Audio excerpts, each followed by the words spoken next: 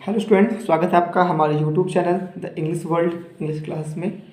आज के इस वीडियो में हम लोग कवर करेंगे class 10th text book the first flight का unit 4 from the diary of Anne Frank. Anne Frank की डायरी से एनी फ्रैंक द्वारा लिखा हुआ उनकी डायरी का एक पार्ट है, तो उसके बारे में हम पढ़ेंगे। तो चलिए शुरू करते हैं हम लोग हमारे लेसन को। टेक्स्ट बुक का यूनिट 4 है। लेसन को शुरू करने से पहले अगर आपने अभी तक हमारे चैनल को सब्सक्राइब नहीं किया तो प्लीज़ चैनल को सब्सक्राइब कर लें और बेल आइकन को प्रेस जरूर कर लीजिएगा ताकि आने वाले सभी वीडियोस आपको समय से मिल जाएं। तो बिफोर यू रीड, पढ़ने से पहले लेसन की कुछ बात जो बताई गई है। Annelies Marie Anne Frank 12 June 1929 to February March 1945। Annelies Marie Anne Frank, इनका जो जन्म 12 जून 1929 को हुआ और उनकी जो डेथ हुई थी वो फरवरी मार्च 1945 के बीच हुई थी। वाज एक जर्मन थी, बॉर्न ज्यूस गर्ल, एक यहूदी परिवार में जन्मी हुई लड़की who wrote while in hiding with her family and 4 friends in Amsterdam during the German occupation of the Netherland in world war second. Annelies Marie Anne Frank एक German यहूदी परिवार में जन्मी लड़की ने ये लिखा, यह तब लिखा जब वह अपने परिवार और 4 दोस्तों के साथ एम्स्टर्डम में जर्मनी के द्वारा जो द्वितीय विश्व युद्ध के दौरान नीदरलैंड पे आक्रमण के दौरान या कब्जा करने के दौरान छिपी हुई थी, तब उनने इसे लिखा। ये यूँ कहें कि एनालिस मैरी एनी फ्रैंक एक जर्मन पैदाइश जो यहूदी लड़की थी जिन्होंने अपने परिवार और 4 मित्रों के साथ एम्स्टर्डम में छुपे हुए समय के दौरान इसे लिखा जब जर्मनी ने द्वितीय विश्व युद्ध में नीदरलैंड पे कब्जा कर लिया था। Her family had moved to Amsterdam, उनके परिवार को एम्स्टर्डम जाना पड़ा। After the Nazis gained power in Germany, जब नाजीवाद को जर्मनी का शासन मिला तो उनके परिवार को एम्स्टर्डम जाना पड़ा, लेकिन but trapped when the Nazis occupation expanded into the Netherland. लेकिन जब नाजी ने अपने अधिकार को, कब्जे को नीदरलैंड तक बढ़ा दिया तब वो पकड़े गए। As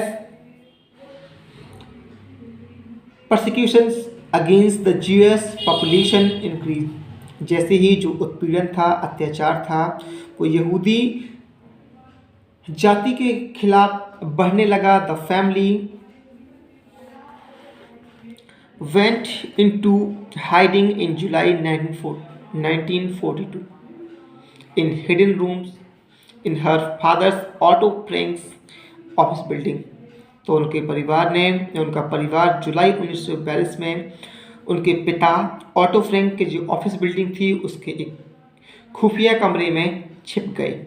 after 2 years in hiding, 2 साल छिपने के बाद the group was betrayed and transported to the concentration camp system.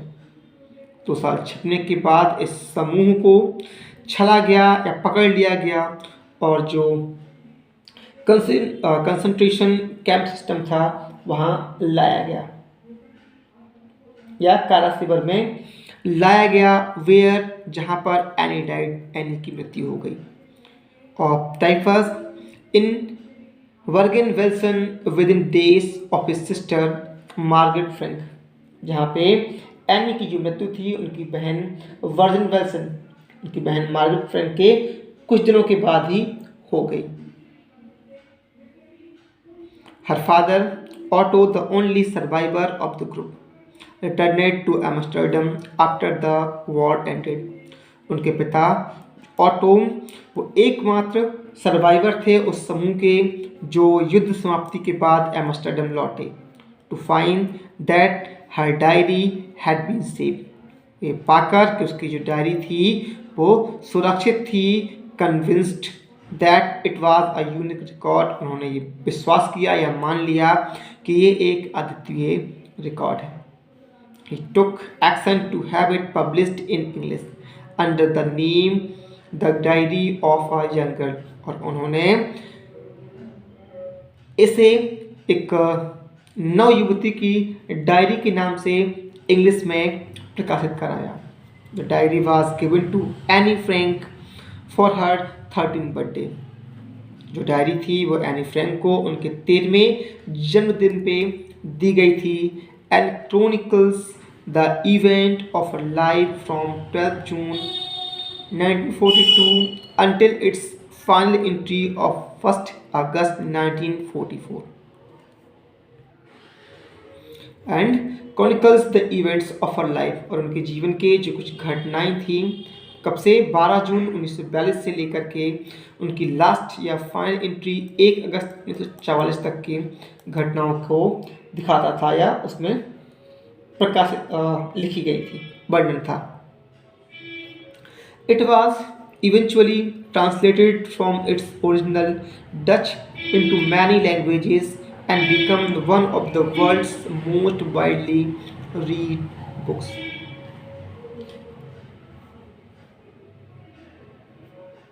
It was eventually translated from, इसे इसकी जो मूल भाषा थी डच भाषा थी उसे कई भाषाओं में ट्रांसलेट किया गया।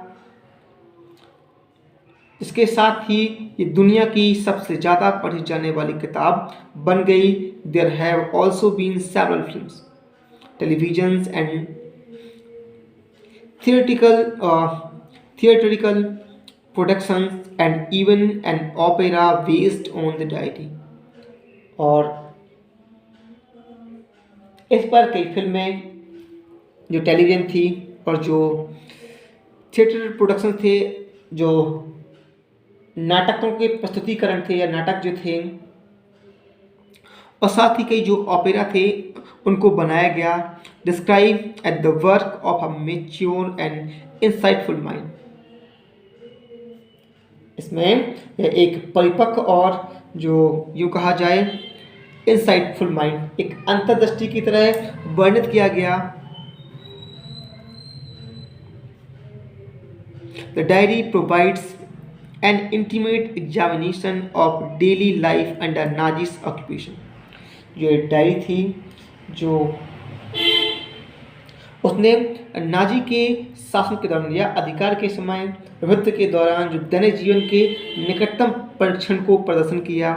Any Frank has become one of the most renowned and discussed of the Holocaust victims, और जो एनी थी वो एक ख्यात और प्रलंकारी शिकार के रूप में चर्चित व्यक्ति बन गई।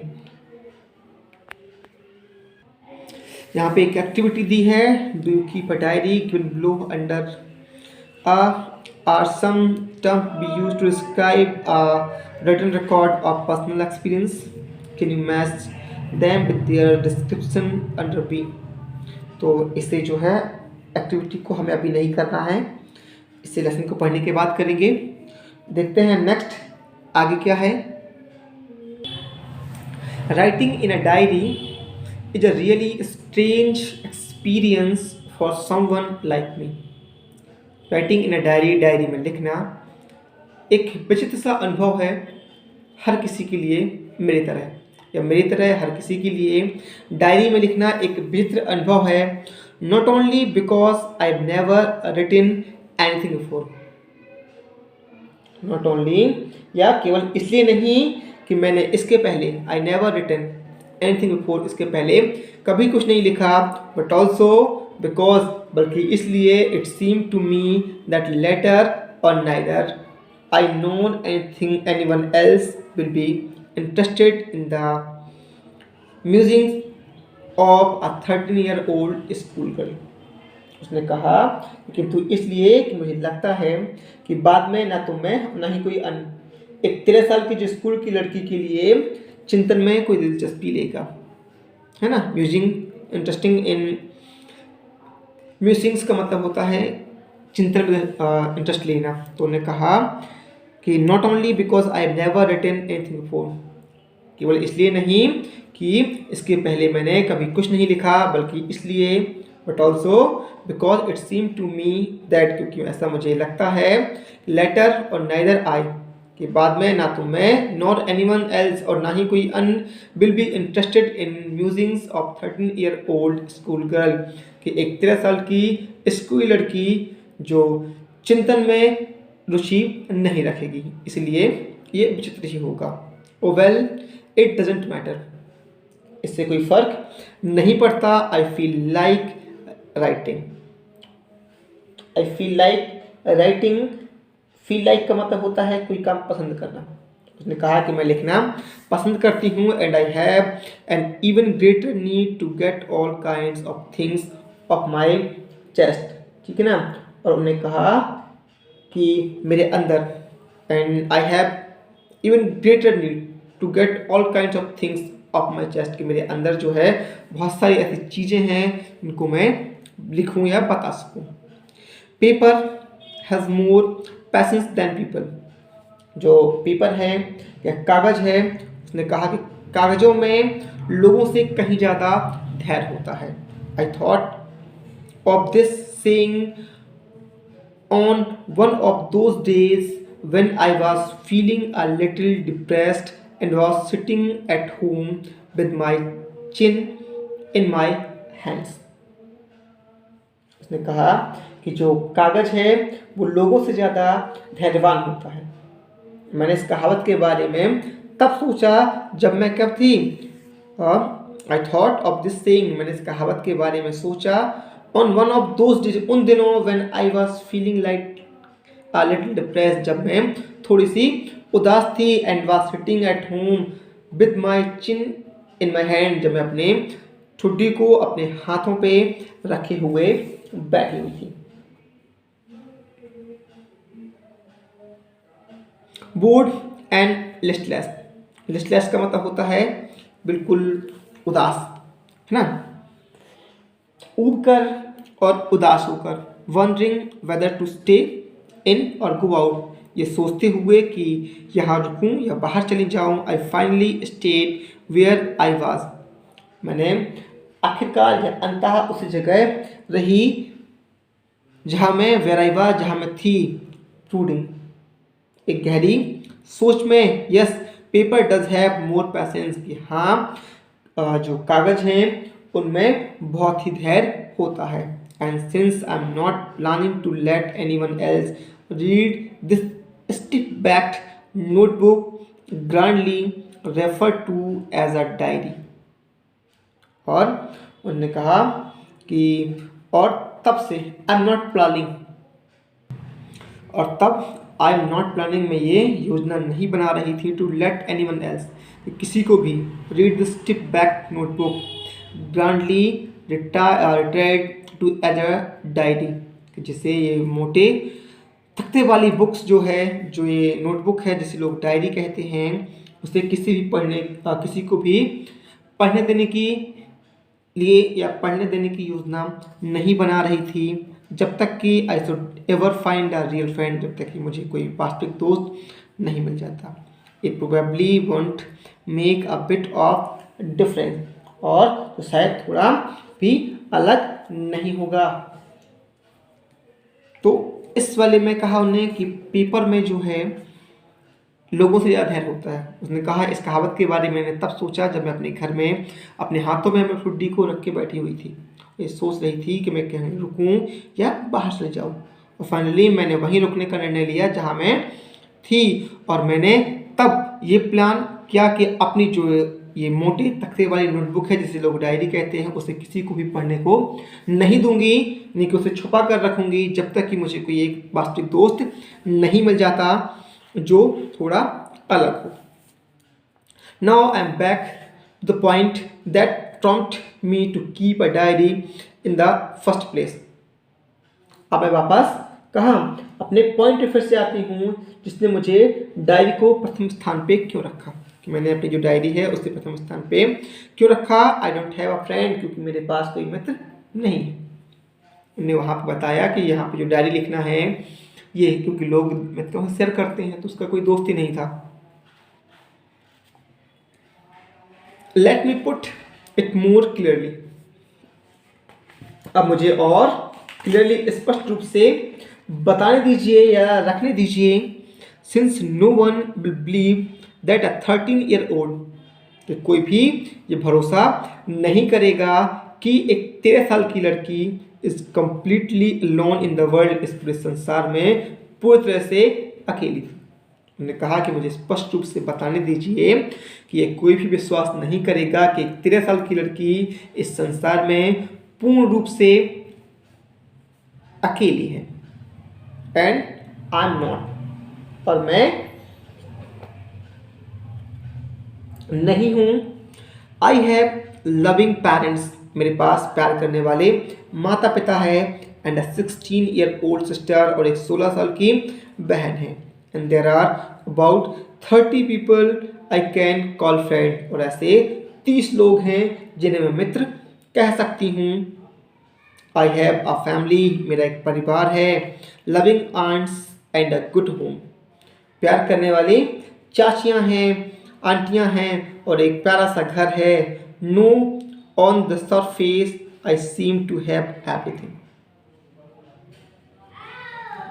उन्होंने कहा कि नहीं, on the surface, no on the surface, नहीं इस धरती पे, I seem to have everything.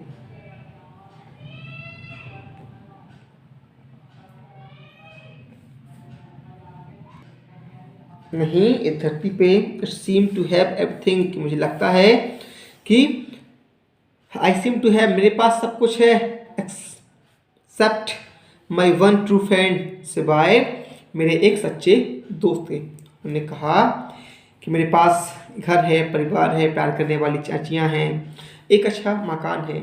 और उन्होंने कहा कि इस धरती पर मुझे लगता है कि एक सच्चे दोस्त के सिवाय मेरे पास सब कुछ है। ऑल आई थिंक अबाउट, सब चीज़ें जिनके बारे में मैं सोचती हूँ, when I am with friends is having a good time, जब मैं दोस्तों के साथ होती हूँ यह एक अच्छा समय होता है। I can't bring myself to talk about anything, आज उसने कहा कि I can't bring myself to talk about anything, कि मैं किसी यूँ कहा जाए कि किसी भी चीज़ों के बारे में, कि I can't bring myself to talk about anything but ordinary everyday thing, कि जो रोज़ाना की साधारण सी चीज़ें हैं मैं उनके बारे में सोचने के लिए खुद को नहीं लाती। We don't seem to be able to get any closer, उसने कहा कि हम सभी ज़्यादा निकट नहीं आ सकते। एंड दैट्स द प्रॉब्लम, और यही तो समस्या है कि हमारे दोस्त हैं। उन्होंने कहा कि मैं खुद को उन छोटी छोटी, सब लोग सोचते हैं, उन छोटी छोटी चीज़ों के बारे में सोचने को लेकर नहीं आ सकती, और यही सबसे बड़ी समस्या है। मे बी, शायद इट्स माई फॉल्ट, ये मेरी गलती है। That want confide in each other, उन्होंने कहा कि हो सकता है कि ये मेरी ही गलती हो, मेरा ही दोस्त हो, कि हम जो है एक दूसरे से या एक दूसरे पे विश्वास नहीं करते। We don't confide in each other, हम एक दूसरे पे भरोसा नहीं करते। इन एनी केस, और कुछ भी हो, that just how things are and unfortunately they are not level to change. और उन्होंने कहा कि ऐसा भी हो सकता है कि दुर्भाग्य से सब कुछ जो है बदलने वाला नहीं है। This is why I start the diary, और इसी कारण से मैंने डायरी लेखन शुरू कर दिया। उन्होंने कहा कि सबसे बड़ी समस्या ये है कि हम एक दूसरे पर भरोसा नहीं करते, और हो सकता ये मेरी गलती हो या दुर्भाग्य हो ऐसा कि ये सब क्या है, they are not level to change, ये बदल भी नहीं सकता। और इसी कारण से मैंने डायरी लिखना शुरू किया। To enhance the image of this long awaited friend in my imagination, to enhance the image of this long awaited friend, एक लंबे समय से प्रतीक्षारत जो मित्र है, जो मेरी कल्पनाओं में है, इन माई इमेजिनेशन, उसकी छवि को बढ़ाने के लिए, I don't want to jot down the fact in this diary. मैं इस डायरी में तथ्यों को नहीं लिखना चाहती. Don't want to jot down. Jot down मतलब लिख देना, है ना. The way most people would do, जैसा कि अन्य लोग करते हैं. बट लेकिन I want the diary to be my friend, लेकिन मैं अपनी डायरी को अपना मित्र बनाए रखना चाहती हूँ. And I am going to call this friend Kitty, और मैं अपने मित्र को या अपनी इस डायरी को किटी नाम देना चाहती हूँ. यहाँ पे कुछ ओरल क्वेश्चन है अभी तक जो पढ़े हैं उससे रिलेटेड, कि what makes writing in a diary a strange experience for any friend, कि एनी फ्रेंड को डायरी लेखन एक विचित्र अनुभव क्यों लगता है, या ऐसी कौन सी चीज़ है जो से डायरी लेखन एक विचित्र अनुभव प्रदान करती है. Why does Anne want to keep a diary, जो एनी है वो एक डायरी क्यों रखना चाहती है. और why did Anne think she could confide more in her diary than a people, की जो एनी को ऐसा क्यों लगता है कि लोगों की अपेक्षा जो डायरी है उस पर वह ज़्यादा भरोसा रख सकती है. इन चीज़ों को आपने पढ़ा है, इसे कमेंट बॉक्स में बताना है. हम आगे देखते हैं. Since no one would understand a word of my story to Kitty, चूँकि उन्हें कहा कि नो वन वुड अंडरस्टैंड, कोई भी जो किटी है, किटी की और जो मेरी कहानियाँ हैं उनके शब्दों को नहीं समझ सकता. No one would understand a word of my stories to Kitty, कि किटी में जो कहानियाँ हैं उनके शब्दों को कोई भी नहीं समझ सकता. If I were to plunge right in, यदि I were to plunge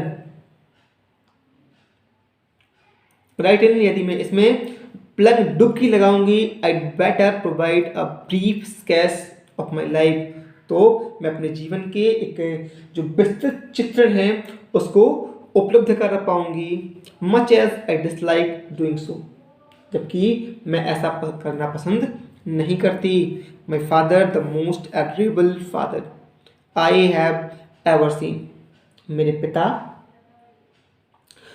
the most agreeable father, बहुत ही प्रशंसनीय या पूजनीय पिता जिनको मैंने अब तक देखा है या जो मैंने कभी देखे. डिडंट मैरी माई मदर, उन्होंने मेरी माँ से विवाह नहीं किया. अंटिल ही वाज 36, जब तक कि वह 36 साल की नहीं हो गई. उन्होंने कहा कि मेरे पिता, पूजनीय पिता जिनको मैंने कभी देखा, उन्होंने मेरी माँ से 36 साल होने तक सा विवाह नहीं किया. एंड सी वाज 25, और जब वह 25 तक की नहीं हो गई, यानी कि जब तक वो 36 की नहीं हो गए और उनकी माँ 25 की नहीं हुई तब तक उन्हें शादी नहीं की. माई सिस्टर मार्गरेट, मेरी बहन Margaret was born in Frankfurt in Germany in 1926, मेरी बहन मार्गरेट का जन्म जर्मनी में 1926 को हुआ. जर्मनी के फ्रैंकफर्ट में 1926 में हुआ.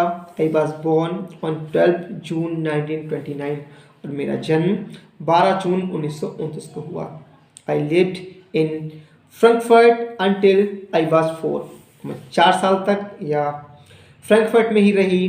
माई फादर एमिग्रेटेड टू हॉलैंड इन 1933, मेरे पिता 1933 में हॉलैंड में प्रवास कर गए. My mother Edith Hollander Frank went with him to Holland in September, तो मेरी माँ, उनका जो नाम था एडिथ हॉलैंडर फ्रैंक, मेरे पिता के साथ सितंबर में चली गई. वाइल जबकि Margaret and I were sent to Aachen to stay with our grandmother, जबकि मार्गरेट को और मुझे मेरी जो दादी थी, दादी माँ के पास रहने के लिए आचन भेज दिया गया. Margaret went to Holland in December and I followed in February, Margaret को दिसंबर में हॉलैंड भेज दिया गया और मुझे फरवरी में, when I was plunked down on the table as a birthday present for Margaret, जब मुझे मार्गरेट के जन्म दिवस के अवसर पर तोहफे के रूप में टेबल में रख दिया गया या डाल दिया गया। प्लंक मतलब प्लंक डाउन, सामने डाल देना। या जब दिसंबर में मार्गरेट का जन्म दिवस आया तो उसे बर्थडे प्रेजेंट के रूप में मुझे दे दिया गया। I started right away at the Montessori school. मैंने सीधे मॉन्टेसरी स्कूल में प्रवेश लिया। आई स्टार्टेड राइट अवे, सीधा, at the Montessori nursery school, Montessori के नर्सरी विद्यालय में प्रवेश लिया। I stayed there until I was 6, और मैं 6 साल होने तक वहाँ रुकी। At which time I started in the first form, जिस समय मैं वहाँ प्रथम कक्षा में थी। In the 6th form my teacher was Mrs, जो वहाँ की क्यूप्रस थी। और 6वीं क्लास में जो मेरी टीचर थी Mrs Kuperus, the headmistress, वहाँ की प्रधान अध्यापिका।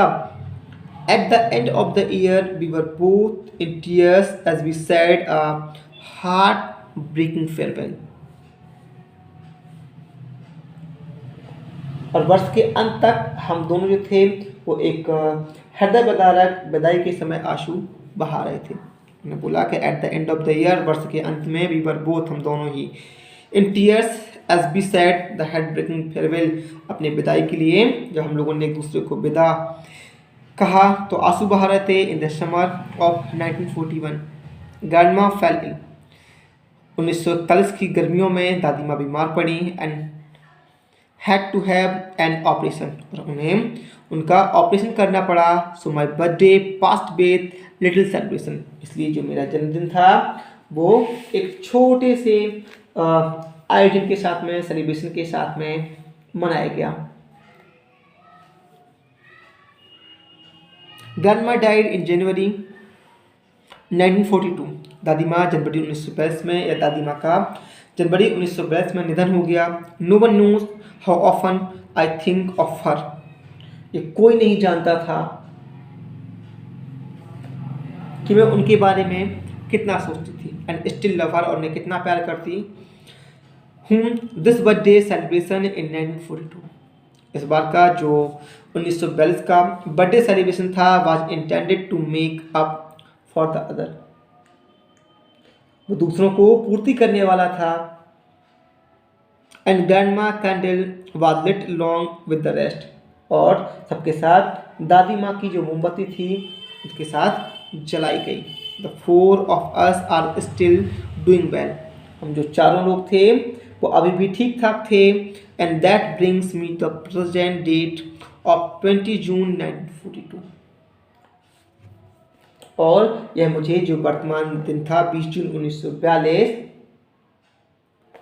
पर ले आया। In the solemn dedication of my diary, और यह मेरी डायरी का एक संजीदा समर्पण था। ऐसे यानी कि सेलिब्रेशन करते करते 20 जून 1942 आया, ठीक है। और इस समय यूँ कहा जाए कि एक मुझे डायरी दी गई। यहाँ फिर से कुछ क्वेश्चन है, ओरल क्वेश्चन है। Why does any provide a brief sketch of life, कि जो एनी है वो अपने जीवन का जो एक विस्तृत स्केच है, चित्रण है, वो क्यों करना चाहती हैं। What tells you that any loved her grandmother, ऐसी कौन सी चीज़ है जो बताती है कि जो एनी थी वो अपने दादी माँ को बहुत प्यार करती थी, ठीक है। तो ये था अभी तक का हमारा पार्ट 1। इसके आगे जो नेक्स्ट है उसे हम पार्ट 2 में कवर करेंगे। ये आपको कैसा लगा हमें कमेंट बॉक्स में ज़रूर बताएं।